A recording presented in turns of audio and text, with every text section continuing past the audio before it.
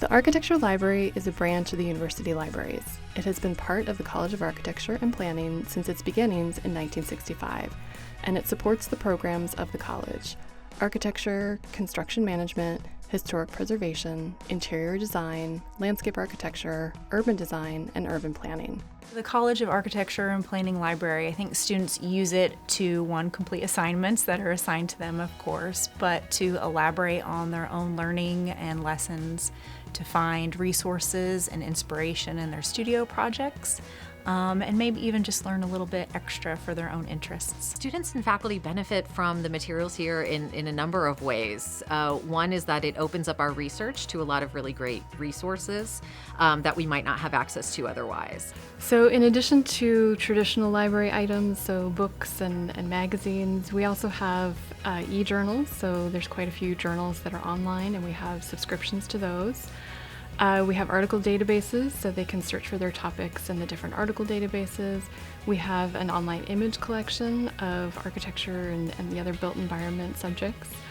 And then we have services, so we have research consultations. They can meet with me or another library staff member to talk about their research and their projects.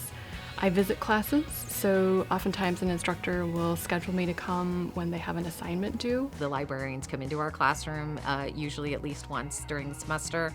For history courses, each one that I teach has multiple research projects. Some of them end in design, some of them end in research writing or research papers.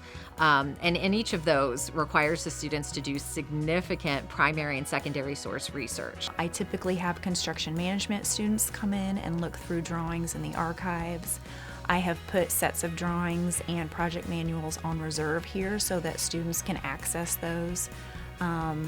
Sometimes you learn more when you see it in person and you hold it in your hand versus just gleaning something from a PDF. I think things tend to stand out a little bit more when you can actually get your hands on it. Students learn in so many different ways. Some of us need to actually draw this thing out before we can figure out how these two pieces come together. Some of us need to read about it. Some of us need to look at hundreds of images before it clicks. And so having all of those resources is really important. I am constantly checking out books from here that are relevant to what I'm doing. I am looking through the electronic journals, often finding things that are relevant to what I'm doing. Another wonderful service is the interlibrary loan service that's offered, where I can have books come in from other libraries that I then pick up here. Same thing for journal articles, that I can have journal articles digitized from other libraries and then sent directly to me. So I use the library constantly for my own personal research. It's really important for the library to have both online and physical resources. As an interior design faculty, we have a graduate program that is completely online. So being able to have those resources available to those students that aren't physically here on campus or cannot get to campus is really important to have that online component as well. In the built environment fields, the in-print continues to be of importance, and so there are cases where electronic is certainly the predominant form. So academic journals, by and large, those have moved online, and we have subscriptions or access to a number of academic journals for architecture, landscape planning, interior design. But print is, it has not gone away by any means, and so it continues to be a big piece of the publishing industry around the built environment, and the design of these is important. The Architecture Library has approximately 27,000 volumes.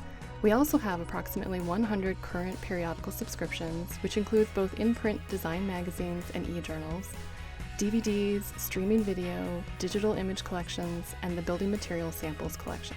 This facility impacts students because it provides them with a substantial amount of resources that help them during their time at Ball State. The space, it's open, it's available to them, and they're welcome to, meet in groups and to, be noisy when they need to be noisy.